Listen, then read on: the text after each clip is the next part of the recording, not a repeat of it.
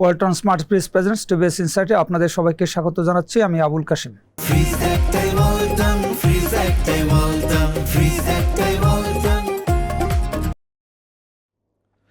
প্রিয় দর্শক, আপনারা জানেন যে গতকাল পার্লামেন্টে অর্থমন্ত্রী আমির খসরু মাহমুদ চৌধুরী আগামী অর্থ বছরে বাজেট ঘোষণা করেছেন। বাজেট মানেই হচ্ছে আপনার বাজেটের বড় অংশ হচ্ছে যে কোনো জায়গায় শুল্ক কমানো, কোনো জায়গায় বাড়ানো, কোনো জায়গায় ব্যাট কমানো বাড়ানো এবং হচ্ছে ট্যাক্স কমানো বাড়ানো। এটা হচ্ছে ব্যক্তির জীবনে যেমন প্রভাব পড়ে, তেমনি পণ্য মূল্যেও কিন্তু এই যে শুল্ক কর বাড়ানো কমানোর একটা প্রভাব পড়ে। ফলে পত্রিকাগুলি নিউজ করে থাকে যে কোন কোন পণ্যের দাম বাড়তে পারে, কমতে পারে। আজকে টিভিএসের ফ্রন্ট পেজে ওই বিষয়ে বিস্তারিত আইটেমগুলোর কথা লেখা আছে যে কোনটার দাম এই আগামী দিনগুলিতে কমতে পারে এবং কোনটার দাম বাড়তে পারে।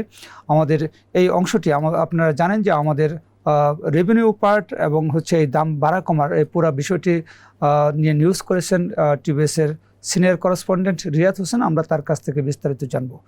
রিয়াদ, আপনাকে স্বাগত জানাচ্ছি। বাজেট আসলে মানুষের মধ্যে আসলেই একটা চিন্তা থাকে যে কোন জিনিসের দাম না বেড়ে যায় তার জীবনযাত্রায় কী প্রভাব পড়ে, এবং দাম বাড়ার যেগুলির দাম বাড়ার কথা সেগুলি কিন্তু অনেকটা বাজেটের আগেই বেড়ে যায়। যেটা আগে না বাড়ে সেটাও অন্তত বাজেট ঘোষণার দিন বিকাল থেকে বাড়ে, এবং আর যেগুলি কমার কথা সেগুলি অবশ্য আস্তে ধীরে কমে, কোনোটা কমে না, সেটা ভিন্ন বিষয়। আপনার কাছ থেকে একটু জানতে চাবো যে এই যে অর্থমন্ত্রী বাজেটটা পেশ করলেন, তো এটার প্রভাবে কোন কোন জিনিসের দাম বাড়তে পারে এবং কোনটার দাম কমতে পারে? কাশিম ভাই, আপনাকে ধন্যবাদ। এটা ইম্পর্ট্যান্ট একটা ইস্যু যে বাজেটের সময় আসলে মানুষের আগ্রহই থাকে কোন পণ্যের দাম বাড়ছে বা কমছে। তো এবছর আমরা যেটা খেয়াল করলাম যে দাম বাড়বে এই তালিকাটা তুলনামূলক ছোট, কিন্তু দাম কমতে পারে এই তালিকাটা বেশ লম্বা। এইটা একটা গুড সাইন বলা যায়। এই বছর বেশ অনেক বছর পর এরকম একটি বিষয় দেখা গেল যে দাম যা বাড়বে তার তুলনায় কমবে সেই তালিকাটা বরং লম্বা। যেমন বাড়তে পারে, যেটা নিয়ে কখনোই আসলে কেউ কথা বলেও না, সেটি হচ্ছে তামাক পণ্য। তামাক পণ্যের ট্যাক্স প্রায় প্রতি বছরই বা দাম বা প্রতি বছরই বাড়ে, আমরা দেখে আসছি অতীতে।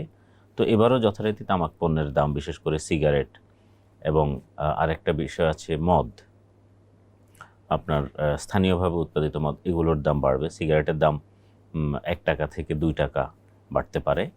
এর বাইরে আপনার কিছু নতুন নতুন সিগারেটের আইটেম কিন্তু এখন আসছে, এই আইটেমগুলোর দামও বাড়বে। এগুলো বাংলাদেশে একসময় ছিল না, এখন নতুন করে বিশেষ করে সিগারেটের বাইরে এই যে ভেপ বা এই টাইপের আরও কিছু তামাক ইলেকট্রনিক সিগারেট, সিগারেট যেটা, এগুলোর দামও বাড়তে পারে। এর বাইরে দাম বাড়বে এরকম আরও কিছু তালিকা আমি আপনাকে বলতে পারি। যেমন আমদানিকৃত ক্যাশিউ নাট আছে, এটি ছাড়া ওই বিভিন্ন ধরনের জিপসাম বোর্ড, এটা যেটা ইম্পোর্টেড আসলে লোকালি মেড না, আপনার কোল্ড রোলড স্টিলের কিছু আইটেম আছে এগুলো। এছাড়া transformer, composite LPG gas cylinder, এটা এক ধরনের গ্যাস সিলিন্ডার, এগুলো সব ইম্পোর্টেড, আমাদের লোকাল নয়। Smart watch, rice bran oil, তারপরে হচ্ছে জ্বালানি দিয়ে যেসব ভেহিকেলগুলো চলে এর মধ্যে একটা অংশ যেটা 1201 থেকে 1600 সিসির মধ্যে এই ধরনের গাড়ি যারা আনবে সেটার দাম বাড়তে পারে। তারপরে আমদানিকৃত মধু, ফিল্টার, এরকম আরও কিছু আইটেম আছে।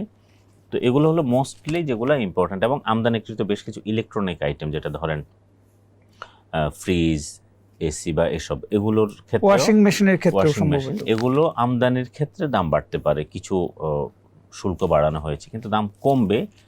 সেই তালিকায় আপনার মোটা দাগে আছে যত ধরনের ইলেকট্রনিক্স পণ্য আছে, কারণ ইলেকট্রনিক্স ইন্ডাস্ট্রিকে তারা যে সুবিধা পায় এটাকে আরও এক্সটেন্ড করা হয়েছে এবং তাদের কাঁচামাল আমদানির ক্ষেত্রে কিছু ছাড় দেওয়া হয়েছে।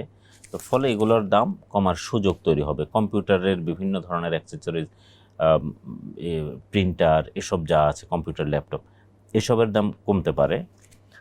তারপরে মোবাইল ফোন, সেটাও আছে, ব্লেন্ডার, জুসার, এগুলো হোম অ্যাপ্লায়েন্সের মধ্যে পড়ে। তারপরে রুফটপ, আপনি জানেন যে এবার কিন্তু একটা বড় আলোচনা হচ্ছে সোলার নিয়ে। সরকার সৌর বিদ্যুৎ, এই যে জ্বালানি নির্ভর যে বিদ্যুৎ, সেখান থেকে বের হয়ে যেতে চায় মানে সেটা নির্ভরতা কমাতে চায়। তো সেই জন্য সোলারের সরকার বিভিন্ন ধরনের ছাড় দিয়েছে, অনেকটা 2 হাত খুলে সোলার এবং ইলেকট্রিক ভেহিকেলের জন্য। তো ফলে স্থানীয়ভাবে সোলার উৎপাদন হলে এই বিদ্যুতের প্রাইসও কমবে, কমার সুযোগ তৈরি হবে। ইলেকট্রিক ভেহিকেল স্থানীয়ভাবে যারা তৈরি করবে, ইভেন ইলেকট্রিক ভেহিকেল আমদানি করলেও সেটির প্রাইস কমবে। হেলথ কেয়ারে সরকার একটা ভালো উদ্যোগ নিয়েছে। আপনার বেশ কিছু ওষুধ, কার্ডিয়াক স্ট্যান্ট মানে আপনার হার্টের রিং, এটির দাম কমতে পারে। কিডনি রোগীদের যে ডায়ালাইসিস করতে হয়, যাদের ডায়ালাইসিস আপনি জানেন একটা ব্যয়বহুল একটা চিকিৎসা, এখন সরকার ট্যাক্স এবং কাস্টমস ভ্যাটের ক্ষেত্রে যে ছাড় দিয়েছে ট্যাক্স, তাতে প্রতি ডায়ালাইসিসে প্রায় 800 টাকা করে কমার সুযোগ তৈরি হবে। এটি অর্থমন্ত্রীর বক্তব্যেই আছে। শিশু খাদ্যের কমতে পারে। তারপরে এরকম আরও ভেটেরিনারি যে মেডিসিন আছে, এসব মেডিসিনের দাম কমতে পারে। খেজুর, তারপরে বিভিন্ন ধরনের পোলট্রি যেসব খাদ্য আছে, তারপরে তেল, ভোজ্য তেল, তারপরে আছে আপনার মশলা, কফি এবং ইভেন ড্রাই ফিশ, অর্থাৎ যেটা আমরা শুটকি হিসাবে, এগুলোর প্রাইসও কিন্তু কমার সুযোগ আছে। এই তালিকা আরও আছে, যেমন গার্মেন্টের ঝুট আছে। একটা বড় বিষয় হচ্ছে যে গোল্ডের লোকালি ট্যাক্স এবং ভ্যাট দুটোই কমানো হয়েছে ব্যাপকভাবে। যেমন প্রতি ভরি স্বর্ণ বিক্রি হলে আগে বাজারের দাম অনুযায়ী প্রায় 12,500 টাকা ভ্যাট দিতে হতো, সেটি এখন নেমে এসেছে 2,500 টাকায়। একইভাবে স্থানীয়ভাবে স্বর্ণ বিক্রির সময় 5% ট্যাক্স ছিল, সেই 5% ট্যাক্স মাত্র 0.5% হয়ে গেছে, অর্থাৎ জাস্ট 10 ভাগের 1 ভাগ কমিয়ে দেওয়া হয়েছে। তো ফলে এখন ইন্টারন্যাশনাল মার্কেটে যে প্রাইস আছে, যদি এটাই স্বাভাবিক থাকে, চেয়ে না বাড়ে, তাহলে লোকাল বাজারে স্বর্ণের দাম কমার সুযোগ তৈরি হবে। এই কারণে যারা এতদিন ভ্যাট ট্যাক্স দিতেন। এরপরে পরিবহন সেবা আছে, টায়ার টিউব আছে, কসমেটিক্স আছে, নারীদের কিছু আইটেম আছে, যেমন আপনার লিপস্টিক অথবা স্কিন কেয়ার আইটেম বা সৌন্দর্য বর্ধনের যেসব কিছু আইটেম আছে, এগুলোর কিছুটা প্রাইস কমানো হয়েছে। ফলে এগুলোরও দাম কমার সুযোগ তৈরি হবে। এবং মিউজিক্যাল ইনস্ট্রুমেন্ট, বাদ্যযন্ত্র, সেটিও আছে। এই তালিকা আরও লম্বা, আরও বেশ অনেকগুলো পণ্য আছে। আমি জাস্ট যতগুলো আমাদের কাছাকাছি আমরা আপনি দীর্ঘদিন ধরে বাজেট কভার করেন এবং হচ্ছে বাংলাদেশের যে বাজার পরিস্থিতি সম্পর্কে আপনার যথেষ্ট ধারণা আছে। আমরা বিভিন্ন সময় দেখি যে হচ্ছে এই দাম কমানোর জন্য সরকার ভ্যাট ট্যাক্সে যে ছাড়টা দেয়, কিন্তু বাজারে আসলে ওই পণ্যের দাম কমে না বা ওই অনুযায়ী কমে না। ভোক্তারা আসলে ভোক্তার স্বার্থের জন্য হচ্ছে সরকার যে ছাড়টা দিল, কিন্তু ভোক্তারা আসলে সেই বেনিফিটটা পায় না। এর পিছনে আরও কিছু কারণ আছে, যে শুধু হচ্ছে ট্যাক্স কমালে যে দাম কমবে তা না, বা প্রোডাকশন খরচ কমবে তা না। এখানে এক্সচেঞ্জ রেট আছে, এখানে ঋণের ইন্টারেস্ট রেট আছে, প্লাস হলো যে তারপরেও যে ভোক্তাদের যে সুবিধাটা পাওয়ার কথা সেটা পায় না। এই যে বাজার ব্যবস্থাপনা, সরকার যে ছাড় দিল সেটা হচ্ছে ভোক্তা পর্যায়ে যা পৌঁছাবে, এটার নিশ্চয়তাটা আসলে কিভাবে এনশিওর হবে? খুবই গুরুত্বপূর্ণ একটা বিষয় যে সরকার ট্যাক্স ছাড় দেয় মূলত ভোক্তার জন্য অথবা সাধারণ মানুষকে বিবেচনা করে, একটা নির্দিষ্ট গ্রুপকে টার্গেট করে দেয়। সরকার কিন্তু ছাড় দেয় না সেই জন্য যে এই ছাড়টা ব্যবসায়ীর পকেটে চলে যাবে, সরকার সেজন্য দেয় না। কিন্তু অতীত অভিজ্ঞতা আপনি যেটা বললেন, যে দেখা গেছে সরকার ছাড় দিচ্ছে কিন্তু ভোক্তার কাছে যায় না। যেমন ভোজ্য তেলে সরকার ট্যাক্স ভ্যাট মাঝে মাঝে ছাড় দেয়, তখন দেখা গেছে যে বিভিন্ন কারণ অজুহাত দেখিয়ে এই ভোক্তার কাছে হয়তো 15 টাকা বা 20 টাকা সমপরিমাণ ছাড় দেওয়া হলো প্রতি লিটার ভোজ্য তেলে, সয়াবিন তেলে, সেটি ভোক্তার কাছে হয়তো 2 টাকা, 3 টাকা বা 5 টাকা যায়। নানান কারণ দেখিয়ে, অজুহাত দেখিয়ে ব্যবসায়ীরা এই সুযোগটা ভোক্তার কাছে দেয় না।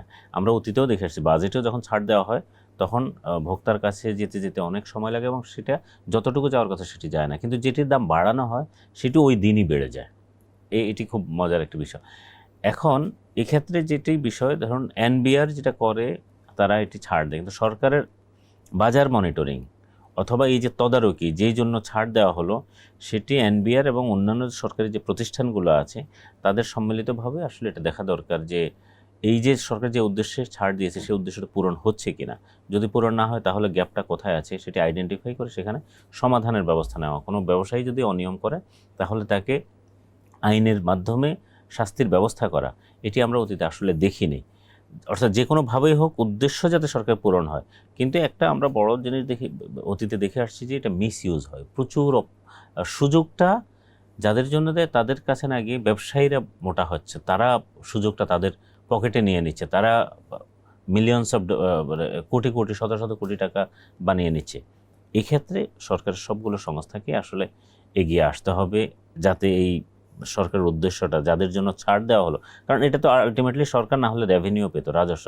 ধরুন সরকার সব মিলিয়ে 3,000 কোটি টাকার রাজস্ব ছাড় দিল, তাহলে 3,000 কোটি টাকার সমপরিমাণ কনজিউমারের, ভোক্তা অথবা করদাতার পকেটে যাওয়ার কথা, সেটি যাতে নিশ্চিত হয় সেটি দেখা দরকার।